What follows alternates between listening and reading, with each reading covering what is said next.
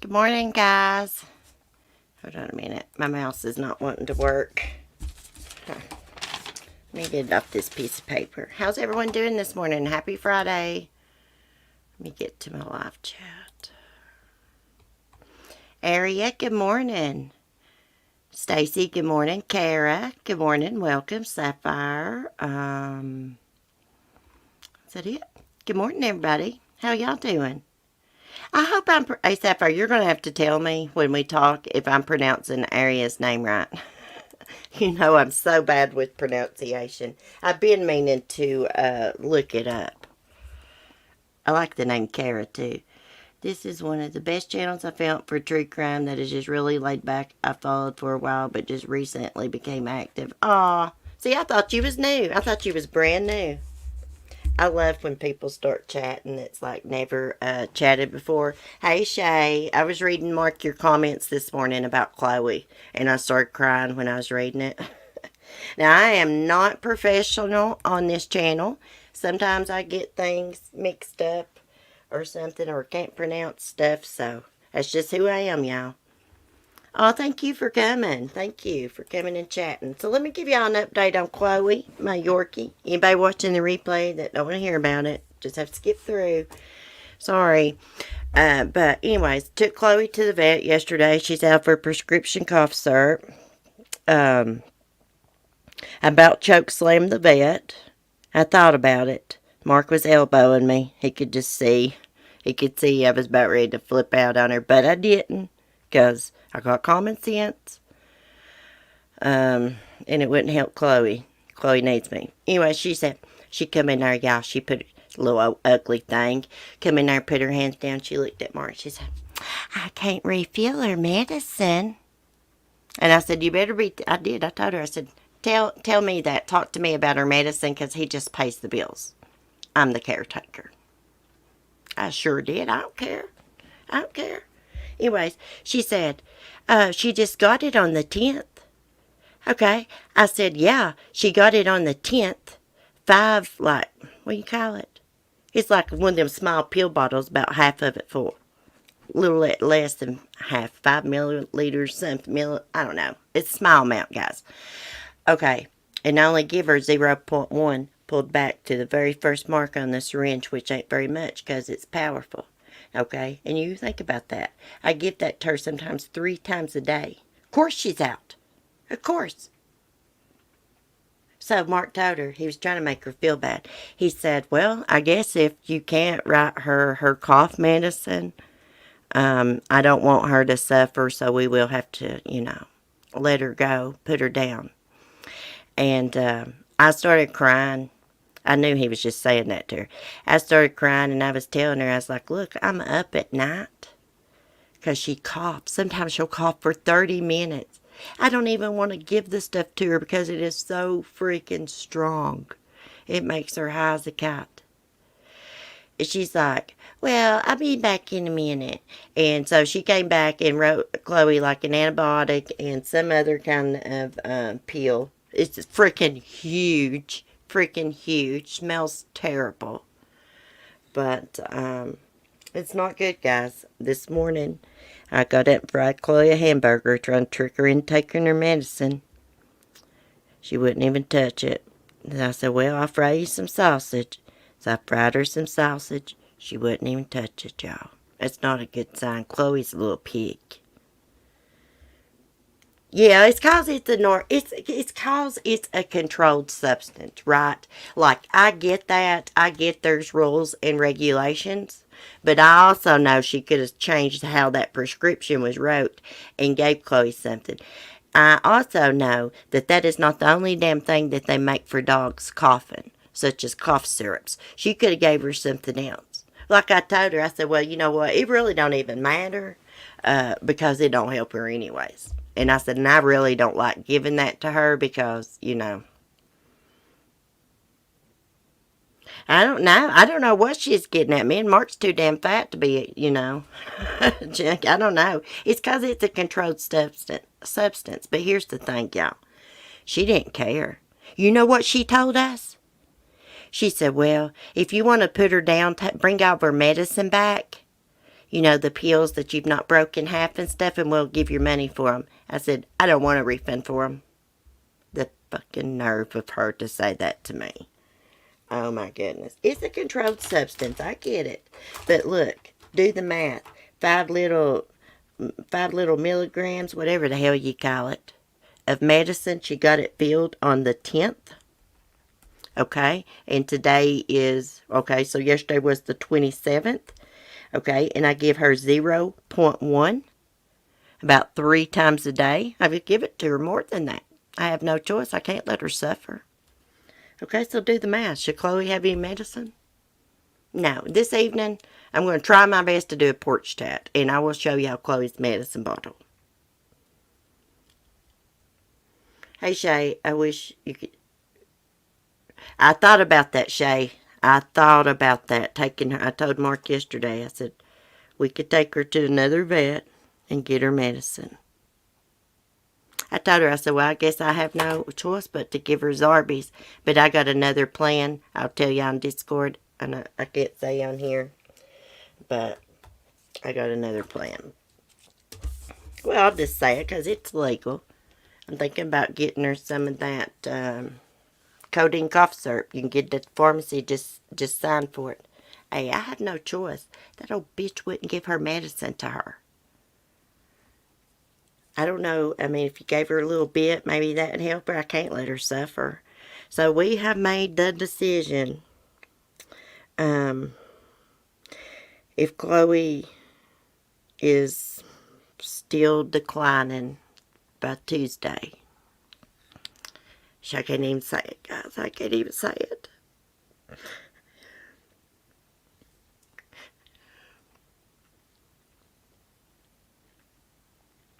We're going to let her go. Okay. We got to do some true crime, guys. Let's get to it. People that watch the replay don't want to hear me crying and going on.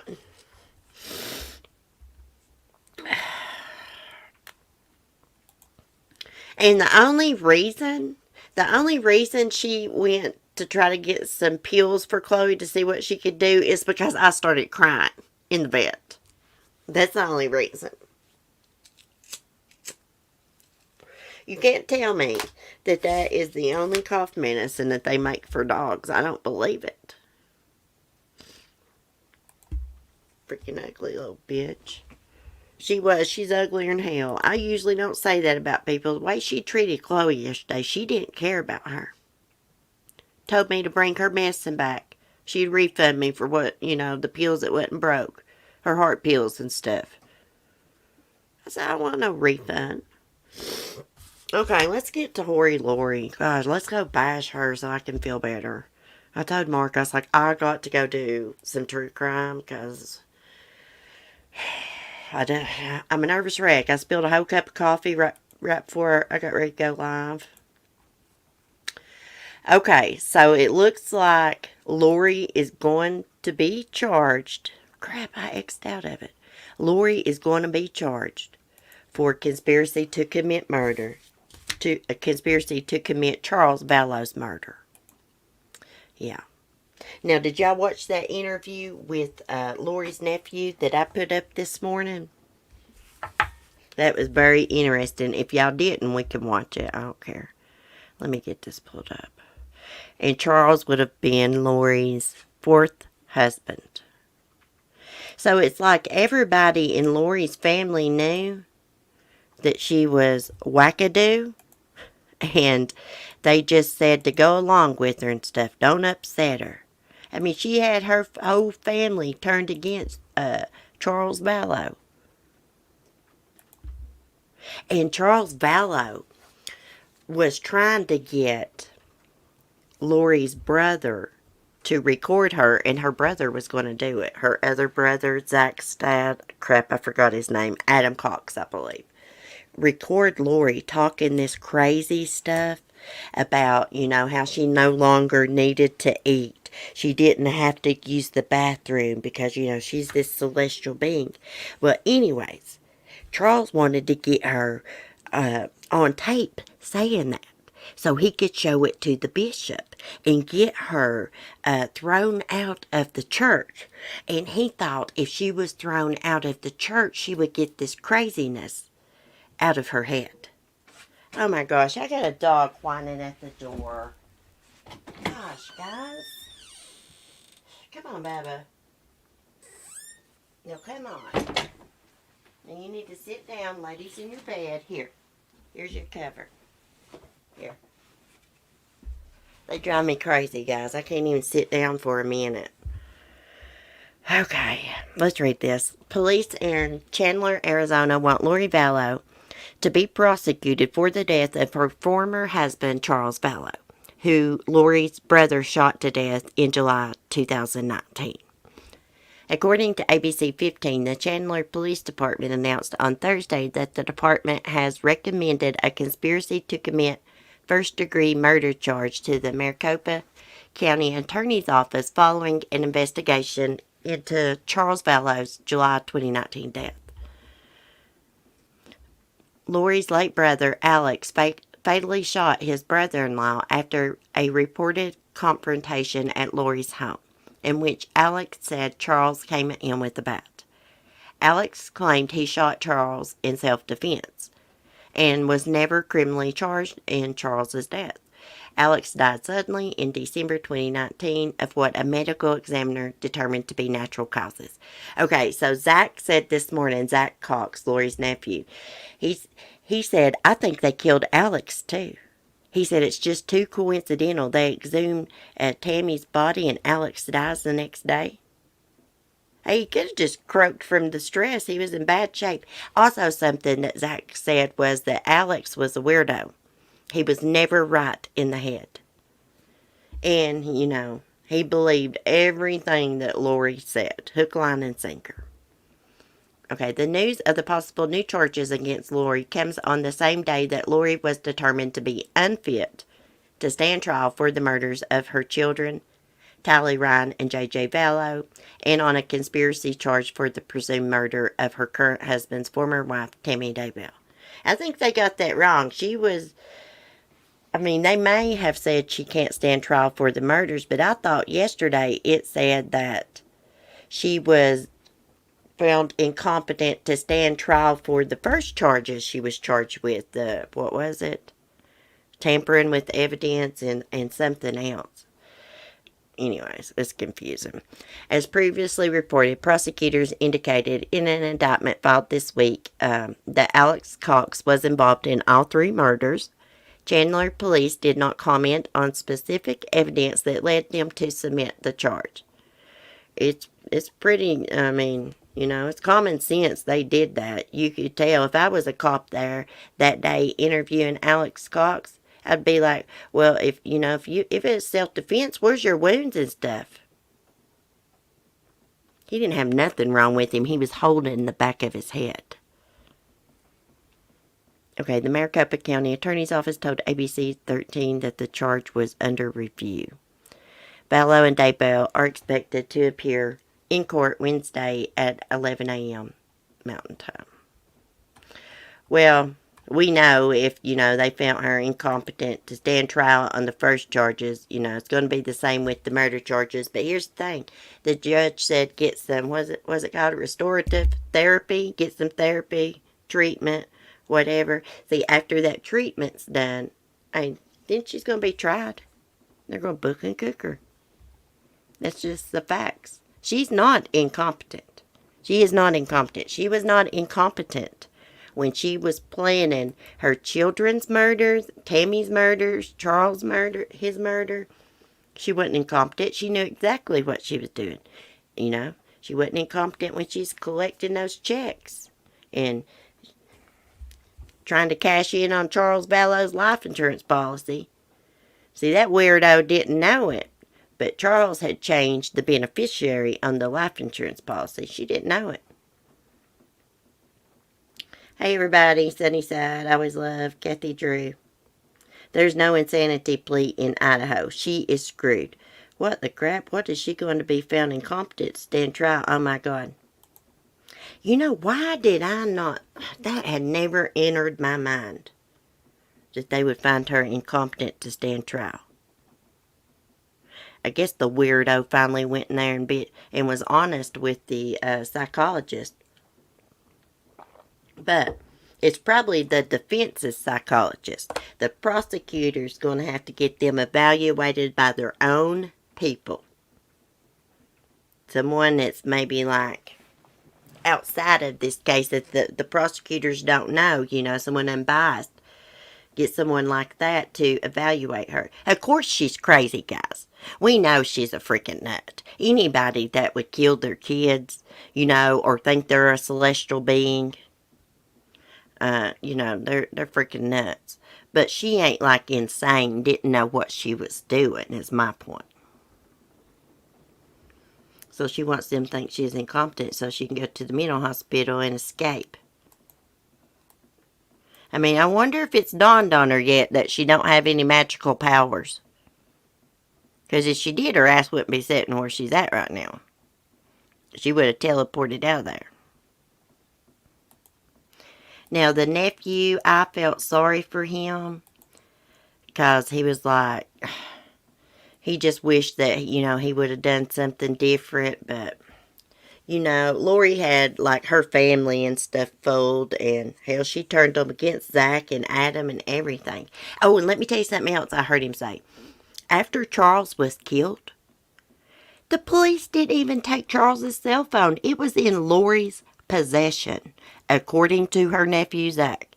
It was in Lori's possession. She went through that phone and she saw the text messages between Zach and his dad and Charles Vallow. Because Charles was talking to Adam about going and talking to Lori and recording her so that he could take it to the bishop and get her excommunicated from the church. Bring her back down to reality is what he thought it would do. It didn't work like that. I was wondering if it's deployed to avoid the death penalty off the table. It may be. I can understand where they might be able to come up with this knowing what I know about the LDS. It branches, but at the same time, it doesn't necessarily qualify incompetency, in my opinion. Yeah. I saw CC about Chloe. I cried my eyes out for 2 hours. Oh, let's see. I'm so sorry. Aw, thank you, Gabby. Thank you. She went in there and smeared her jailhouse lipstick, in my opinion. She's a complete manipulator. Yeah. Yeah. She was probably in there flirting with him and everything. Hey, she wasn't incompetent when she was curling her hair, was she? To go to court. Little weirdo. She's pure evil. She ain't incompetent. Yeah, of course she's crazy, like we say. Like crazy evil, like Jeffrey Dahmer and Ted Bundy. She's crazy, psycho like that. Evil. But they knew what they were doing, and she did too. That's my opinion. Hey, Wayne. Yeah, she had magical powers. I used to say all the time, right after she got cuffed and stuff, brought back from Hawaii, won't she teleport her ass out of that jail cell, since she's a celestial being? I hate she calls herself a celestial being. That kills me. My name is Celeste. It means celestial. That kills me. She ruined that for me. She goes to the mental hospital. She'll escape. Just watch. She's going to play them too. Yeah, using her looks like Casey Anthony did with her lawyer. And Jodi Arias did with her lawyer. I believe they was messing around with their lawyers. They used their good looks. Hey, them good looks ain't going to get her out of trouble. I don't think she's good looking myself. I think she's pure evil. Pure evil. Ugly. Incompetent. But she was in there telling her cellmate when she first got brought back from Hawaii, she wanted to look good when she went to court because there's going to be all kinds of cameras. Then when she came back from court, she wanted everybody to be quiet so she could watch herself on the news and stuff. That bitch ain't incompetent. I about called her the R word. I'm not going to use that word. It about come out. I swear, she brings out the worst in me. The complete worst. I wonder what Chad Dumbbell thinks about all this. Let me tell you, they're as good as gone to prison if the cops and the prosecutors did everything by the book, you know, and the trial, you know, they get like a fair trial. They're as good as gone.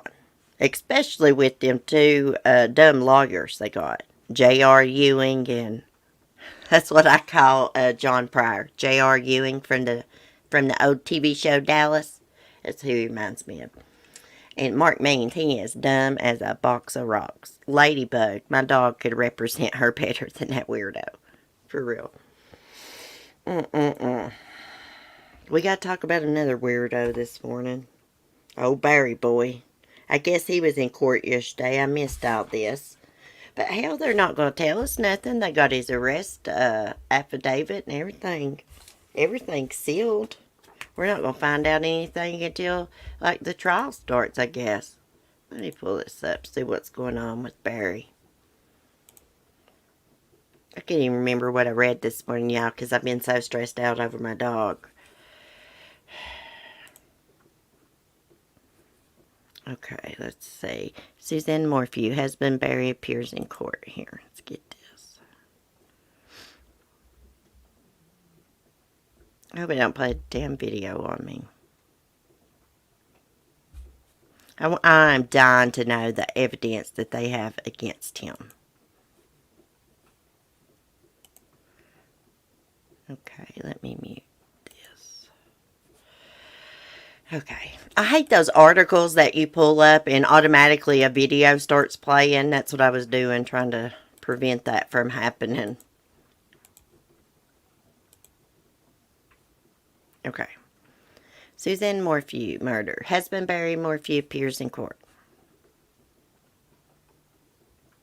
Should we move on to that, or should we, like, go watch a little interview with Lori's son? What do y'all want to do? Y'all want to talk about Lori more before we move on? I forget to ask sometimes. He wants out of his strap suit in a cage. Yeah, Lori's going to throw a temper tantrum, flailing her arms and legs like a child every damn step of the way. I know it, Tina. She's wanted a cell phone and everything. She acts like she is a damn princess. She really does.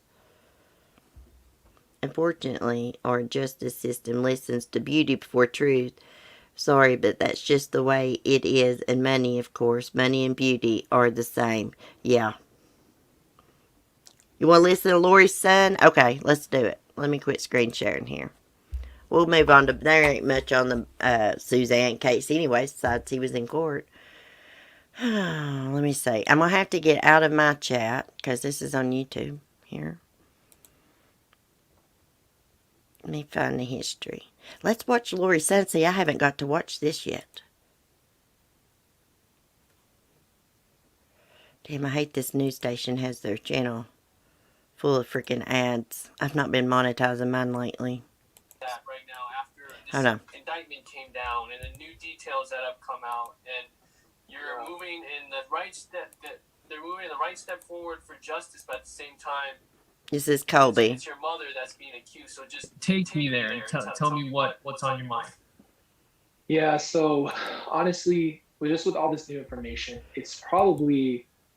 It got worse. So every time something happens, as good as everything is, it's always bittersweet. And what happened was, once I found out about just the more of the detail, like we always kind of knew that was happening, it's worse. It got worse. And yesterday was just a really, really hard day. And it's a good day because there is a point where you have to be excited that things are going to be happening.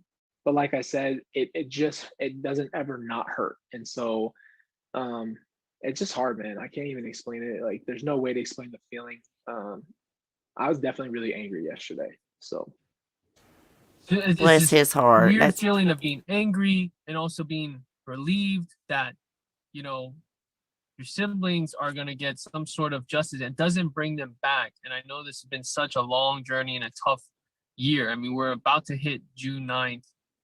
Did you watch the initial appearance today, or have you tried to stay away? So we've over time at the beginning, I was kind of like, someone can just update me. I can't like look at them. Today we watched it. It was really hard. Um, it's a difficult thing, but I feel like right now, keeping up with it, we know what's going on, and we need to stay in the loop, right? Because it is like, and it always has been about the kids, and it's always been about Charles and having a justice for those people. I'm not really as like focused on what happens to my mom and Chad. I know they're going to be in jail, so I literally don't like, you know what I mean? I've really put them to the side, and it's really all about taking the right steps forward for the kids and for everybody. Has your mom reached out to you? Have you spoken to her? What has that been like for I mean, you guys were best friends and you guys were so close. So you are her firstborn. And now here we are and everything that's transpired. Just take me to what that relationship is like, if you can. Yeah, so I mean, we did talk right as we came here the very first time, and then those conversations were just nothing because she's not going to tell me what's going on, and I didn't care about anything else.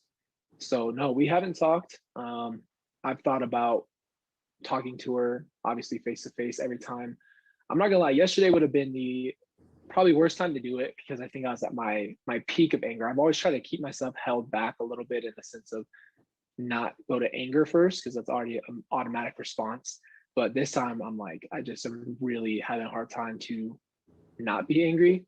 And so I don't know if I have no actual purpose to tell my mom what to do and what the right thing is. I've been literally trying to do that with her since this all started. And that's what my YouTube channel was a plea to her, just do the right thing. You literally know what that is and you're choosing not to do it. So even though I was close to her, she is a grown woman and she can make decisions, and she's literally continuing to choose the wrong thing. So that's why I'm waiting to see what happens with her and what's going on. But she knows what's right and wrong. You said you didn't recognize her, basically, like the person that she had become. And like you spoke to her when you first came to Rexburg, she was extradited here and she never gave you answers. And we waited until June 9th to find out. And that had to be extremely heartbreaking because she couldn't, like you said, do the right thing and say something. Right. So right now you feel like you have no reason to speak to her. Is that true? Because she's just not in the right mind? She's not there. Like, I tried. That's the thing that people don't understand. Like, I tried, and it wasn't for anybody but for Tylee and JJ in that time, trying to figure out what was going on with him. And I tried to just say, you're in jail. You know what the consequences of even just abandoning them, if they are hiding or this and that. We need to figure out what's going on. I want to see my family. This isn't about you or whatever you believe. And her response was always it's fine. Everything's going to be okay. We're going to figure this out. This isn't a big deal. It was always that. It was always, this isn't a big deal, blah, blah, blah. So the long story short is, after that much time put in, and then I called her after everything happened and we found out. I called her even after and tried to confront her. And she's still not going to sit there and even go with me and say, yes, this happened. It's just fantasy. You don't know what happened. You'll never understand. It's never just, I did this and this is my fault. And no, it's everything else. It's everybody else. So, I mean, as a person, what am I supposed to do? I can't change her mind. I can't make her make the right decisions. So my focus has gone off of making her say or do the right thing, and just been like, okay, you know what? We're going to focus on Tylee, JJ, Charles, and that's our family, and we need to focus on what's going to be coming up for them next. We know this court thing's going to happen, but I can't do anything for her. I tried my best. And so she wouldn't get into specifics when the kids were found. She just said everything. She just said you don't understand and didn't have any accountability. No accountability. You don't know what happened. She said you weren't there for them, to me. I mean, it was a really hard conversation. It caused a lot of more anger on my part. And like I said, I've tried to keep myself composed in a lot of these situations. I tried really hard to be the bigger person and try to speak to her and not jump in and say, what the heck are you doing? Go off on her, say all these things. I've always been like, okay, let's just try to level out and say, like, what is really happening? Not trying to take the approach of my anger and taking that and letting that be the forefront, because I know people don't respond to that.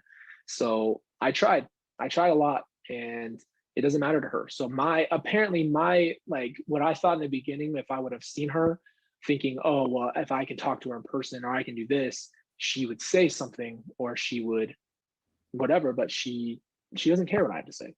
It's not about, it doesn't, no matter what I say, it doesn't change her mind. So from what you gathered, do you feel like she was tired of being a mother and just wanted a new purpose in life, even though, what we've seen in court documents makes no sense at all? I mean, what did you gather from that last conversation? I'm assuming last June. Yeah, she's out of her mind. That's what I gathered. I don't give a frick if you don't want to be a parent. I don't care what your purpose is. I don't care what it is. You don't go around and take everyone's life to get to where you need to go. If you wanted to be away from everybody, walk away. No one was stopping you. Everybody would have jumped in and we could have figured out situations for the kids. If you couldn't handle them, they know better. They knew what they were doing, and they didn't want to choose anything other than what they chose. And so it's just, you have to get to a place of understanding of, you can't change what happened and you have to forgive. But after yesterday, it just took me from that place of like trying to forgive everybody to back to a lot more questions, and then the anger comes in and all those things. But like I said, her mindset is, I cannot follow it. I never will be able to know what she was thinking or feeling or thought was the right thing to do. I know. Okay, I think we get the point. He is not on board. He's done with his mom. He's done. He's done trying to talk to her. She's freaking crazy. He has put them to the side, and he's just focused on getting justice for his brother, and sister. He don't give a crap about her. Okay, what's going on in the chat? Y'all don't argue. Everybody be nice. Okay, so now let's see what else I got here. Let's go to this video and listen to the nephew for just a second. I'll play my own video. I may get in trouble for putting that interview up off that channel. If I do, I'll just have to take it down. Let's just listen to what he says about her crazy behavior. That's more interesting. If you watch an R-rated movie or say a bad word, there's always an evil spirit that's screaming in your face, like encouraging it. And I was on my phone like, wow, that's crazy. So, time goes on. I move in with them and start working in Arizona. And she spent a lot of time at the temple. Charles would go on trips, so I'd help with JJ for business. So I'd help watch JJ, hang out with Tylee. She'd be at the temple for about 8 hours a day, like a full-time job sometimes. And I think on Thursdays, 8 hours a day, y'all, at the freaking temple. Doing what? Praying? It didn't do her no damn good. she actually did work at the temple in Gilbert. So a lot of the changes I saw was she started to, like if we were driving in the car, instead of listening to the radio or music, it would be a Julie Rowe podcast. Or I forgot his name, maybe Mike Stroud had a podcast. A lot of really religious, outside of the church podcasts. So she was always listening to something from these beliefs. And change-wise, because I talked to Charles about it, because she was telling us that she never had to eat again, never had to go to the bathroom, that she was invincible. When she was saying these things, it was towards January of 2019 when she had kicked Charles out of the house. That's when I had left, and that's when she was saying those things mostly. That was late January 2019, and we see the body camera footage. Yeah. And Charles is, pleading with Gilbert PD because he wanted her mentally evaluated, and all his stuff was gone. We know that story. That was the day. It was hard. It was hard for you though, and a lot of people have questions about this. He was contacting you, he was contacting Tyler. What was he saying, and why was that difficult for you? What were you doing? So January, I can't remember the day. I was really probably the 30th. Around, I think the 30th. It was the very end of January. I know that because we had just moved into that house at January 1st. We were only in that new house for about a month.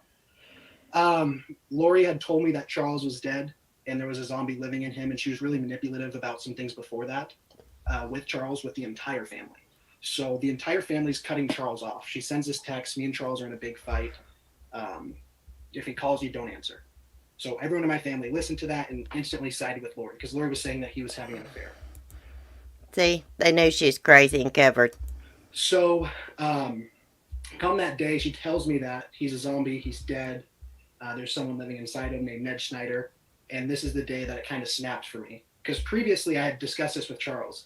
And I said, this was before really everything happened. But I was like, what do you believe? Because he had asked me too. I mean, do you believe the things Lori's saying? And I was like, well, I don't. And I don't want you to get mad if you believe him. And he said, I don't believe him.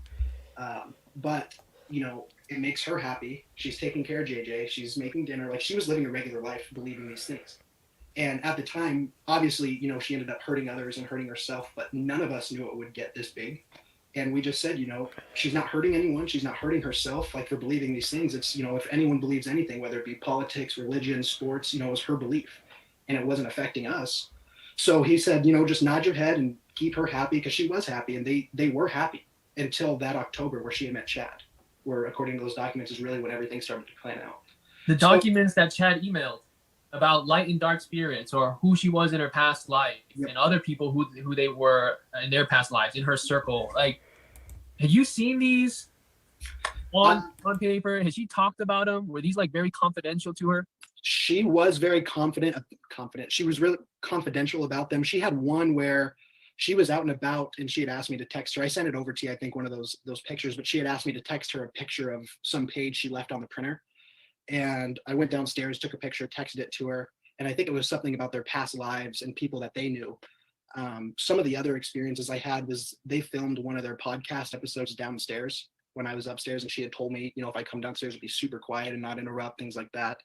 And that was with, Melanie Gibb, Jason Mao, and I forgot his name, but he was part of their podcast too. There was a fourth guy. Thor? Yep, it was Thor. So they filmed that podcast down below, but sorry, I get sidetracked because there's just so many things that pop up. Oh, it's okay. I mean, this is a tight group, a tight-knit group doing the podcast, I assume. Did they worship Chad? How much did they talk about Chad? Or was he kind of just behind the scenes still at that point? Introducing Grove's line of plastic-free home cleaning products. Up with things like that. Because Al actually gave me one of his books one time, Chasing Paradise is the name. And he said, if you read this, I'll give you $100.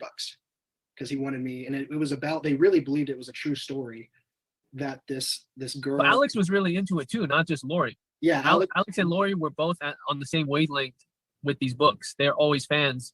Yeah, and wanted to bring you in, or whoever would listen. Right.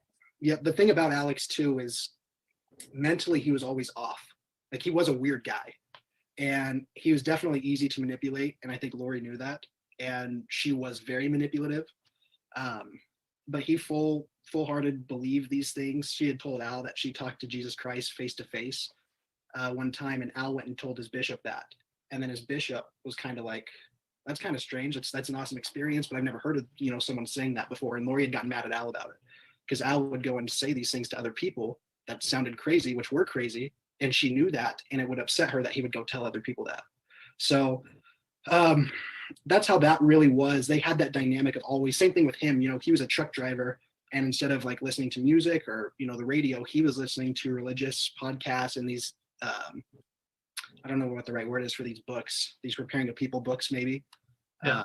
Kind of about the end of times and things. But going back to that day with Charles, so we get into that fight around the afternoon, and I start packing up my things, and Tylee comes upstairs because Lori had asked for Tylee to go pick up JJ from school, and take him to do something fun. So Tylee had asked me if I wanted to go with her to pick him up from school and go do something fun. So I said yes. So finished packing my things, load up my car. We take her car, go pick up JJ, and then we went to eat at Freddy's. He loved going to Freddy's right by his school. And then we went to the movies, and we saw a movie, and JJ loved to play in the play area at the movies. So he did that while we were watching a movie. And I came back and got in my car, and I went to my grandparents. And my whole thought process during this time was that I don't like conflict. I know Lori and Charles have had fights before. I know this one was a little different with why she was fighting with him. And I really, to be honest, I just didn't want to be involved. It was something that I thought they would work out, things like that. So Lori is very manipulative. I like this young man. He seems like he's a little bit nervous, but he seems like he is being very honest. So Lori's manipulative. She manipulated her whole damn family. She manipulated her brother Alex got him to commit these murders. I believe he was their hitman. And everybody knew in the family that Lori was crazy. Nobody tried to get her help. I think Charles tried to get her help once. But like her family, her mom and dad and sisters and them, they did not try to get her help. One day, And I thought that was interesting that Lori got mad at Alex for telling the bishop that Lori had seen Jesus Christ and talked to him. Lori probably got mad because that was a freaking lie. She knew it was a freaking lie. Let me go over here and look at the chat for a minute. This is a long interview, so we can't watch it all, but I think you guys get the point, and I've got it up on, I'm going to have to mute. I've got it up on the channel. Where is my chat? Oh, here we go. Propaganda is what it's called. Hey, I knew that Alex was a weirdo. I knew he wasn't rap too type. That's the first time I've ever heard anybody say that. Now, that boy sounds like he's got common sense to me. Hey, Amelia. Can't chat but listening. Okay, girl. I get it. I do that a lot. Anyway, let me see if I can skip through this. I just want to hear the part of him talking about Charles's murder. Let me see. Let's see if we can skip through it. not the baseball bat. Okay, It right. makes sense. Hold Off on. the rip, we didn't believe it. Lori at this point had told the family that my dad, me, Brandon, Charles were all conspiring against her. Let's go back. Trying to get her insurance money. Nope, that didn't add up. And the baseball, and his flip flops are still on. I mean, if there was a scuffle, at least, like, to me, they had said that no one believed it, really. No one believed the story. I'm trying to remember exactly what we talked about, but, came there on speakerphone. We were on speakerphone, and I was just sitting there with my shirt over my head down. I literally could not believe this had happened. Like, they murdered Charles. There's no doubt about it.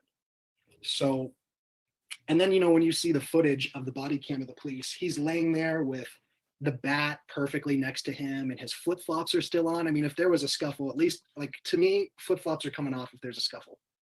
I mean, there's just so many things that stuck out to me when I saw that video that didn't add up. And the baseball was placed perfectly, didn't roll around. Like, it's just the bat. Sorry, not the baseball bat. It just didn't make sense. Off the rip, we didn't believe it. Lori at this point had told the family that my dad, me, Brandon, Charles were all conspiring against her, trying to get her insurance money, which is what she really was going after with Charles. Like he had said, everything she's doing is what she's accusing him of doing. So hearing the news that she's at least getting, I know Al's dead, but he'd be charged for some of those things. And I wholeheartedly believe too that they killed Al. I mean, the timing is insane right after Tammy gets exhumed. The day after. That's crazy. As far as what was the charge called? Belief to commit.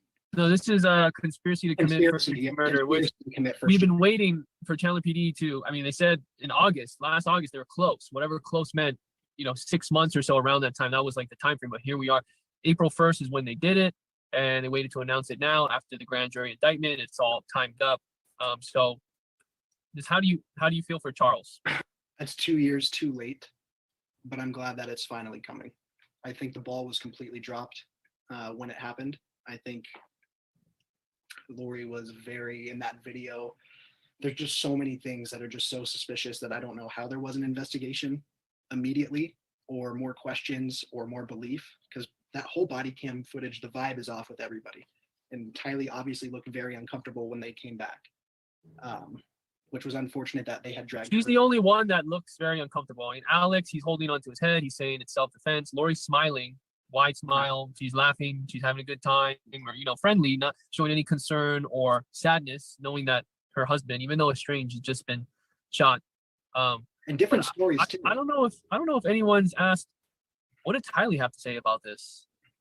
The last time that I saw Tylee was that Saturday we found out Charles was killed. We drove back to Tucson back from Tucson to Phoenix to my grandparents' house.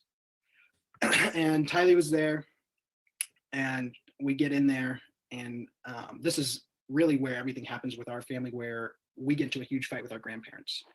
My dad gets in a fight with his parents. I get in a fight with them, and they kick us out, and we move to Kansas, or I moved back to Kansas with my parents. One, because we were scared of Al and Summer. That night, Al and Lori, because we stayed at Summer's house and they knew where we were at. We stayed up all night because we were scared they were going to come in there and do something to us, and then flew out the next day. So that last day, that Saturday, we get there, and Tylee's in the kitchen crying to my grandma. And she's hugging her, and Tylee's getting ready to leave. And the thing about Tylee is, if she truly believed, that my dad, Charles, me, and Brandon were conspiring against her mom, she would have said something to us. Tylee was very boisterous when it came to conflict. And she was not, she was walking out because she was leaving as we were getting there. And sorry. She, as she's walking out, she's looking at me, and I can just tell that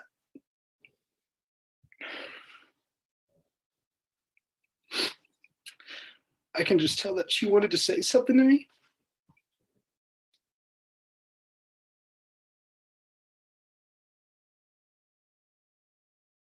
Okay. If y'all want to watch the rest of it, I've got it up on the channel. But it looks like, the grandparents knew something was up with Charles's murder. And they didn't even want Tylee to talk to Zach. The grandmother gets her by the shoulders, just rushes her out of the house.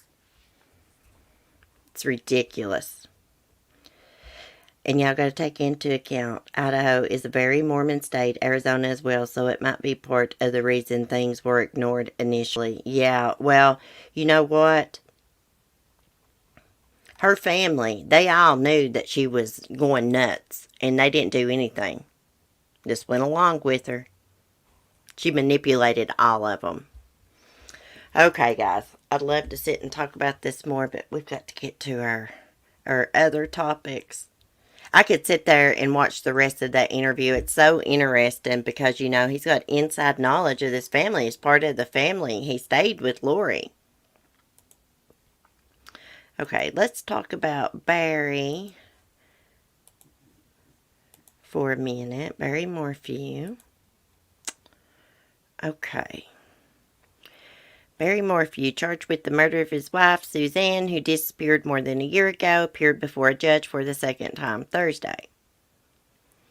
Morphew, who is now represented by Eaton Nielsen firm, sat shackled quietly in the courtroom. Unlike his initial appearance at the beginning of the month, there were no family members present in the courtroom. There were, however, more than 1,000 people who attended the hearing virtually, including family members of Suzanne Morphew. While Thursday's hearing was a simple status conference, one thing was clear. The year-long investigation produced an enormous amount of documentation or discovery, something Barry Morphew's defense team said they have yet to receive from prosecutors. Mr. Morphew has been sitting in a jail cell, a cage, while this is going on, said his attorney, Iris Eaton. Wow, cry me a river. Suzanne's been missing for a year somewhere. While prosecutors were within the appropriate time frame to deliver the discovery, the judge ordered the team make it available to the defense by the end of the day, Wednesday. The discovery includes more than 10,000 pages of police reports, search warrants, and other materials. Judge Patrick Murphy was expected to decide on the arrest affidavit, which is still sealed, but he opted to wait. He said the court will first decide if a hearing is necessary to make a decision. I can either set a hearing or make decisions based upon the pleadings, said Judge Murphy. A majority of the status conference was focused on ensuring the preservation of evidence, from biological evidence to text messages to witness interviews. At one point, Eaton, wanting to ensure future witness interviews would be recorded, told the court that her office could provide a tape recorder if the sheriff's office didn't have the financial resources. Wow. We might be in the sticks out here, the judge began, implying they could likely afford a tape recorder. That's a pretty smart-aleck remark, wouldn't it? Due to an overloaded docket, the court decided the hearing for Morphew will be a preliminary hearing, combined with proof, evident, presumption, great. The judge will decide if there is enough evidence to proceed with the trial. The hearings are set for 4 days, Monday, August 9th through the 10th. They will resume August 23rd. Wow, are they going to let the public hear this preliminary hearing? I hope so.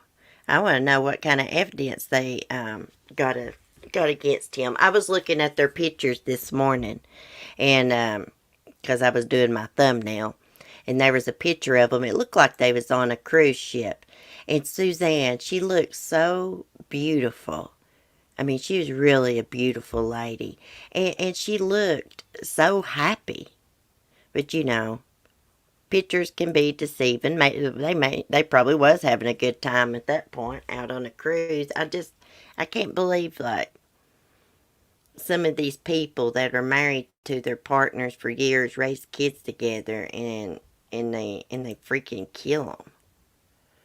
It just blows my mind. I wonder where Suzanne's girls were at. Did they not come to court because of the press, or are they not supporting their dad? I would love to know. Let me get back to my chat here, y'all. Hey, Mandy. Oh, guys, I hear Chloe coughing. Hey, Kara, gotta go cook. We'll watch rest later. Bye, thanks. Thanks for chatting. Come back and chat with us. They will probably approve filming the hearing, and then anybody that films it will be found in contempt per the judge again. Oh, gosh. Well, they should make it public. I mean, everybody that's been involved in this case, they deserve to hear, what's going on, especially like Suzanne's family members. Hey, prayers for the family and the girls. This is a sad case. Here, their mom's gone, can't find her, and their dad's charged with her murder.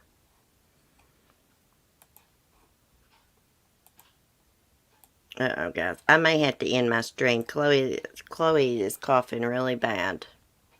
Hold on 1 minute.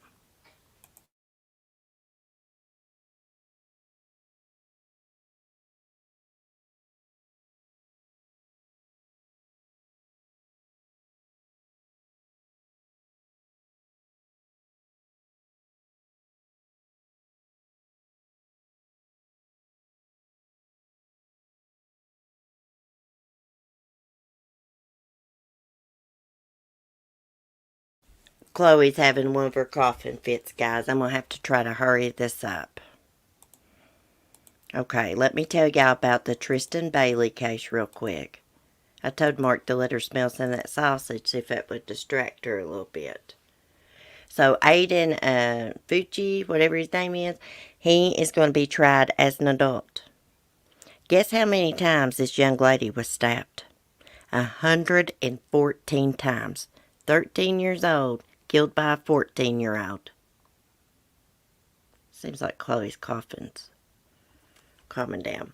Okay, the teen boy accused of murdering Tristan Bailey is being held without bond as he awaits trial for the brutal stabbing of the 13-year-old girl.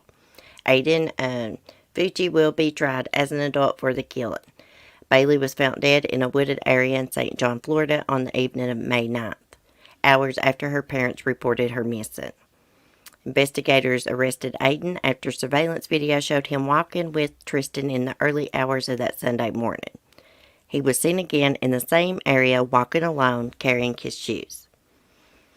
Aiden will be tried for the murder as an adult. If found guilty, he faces life in prison, but will not be put to death.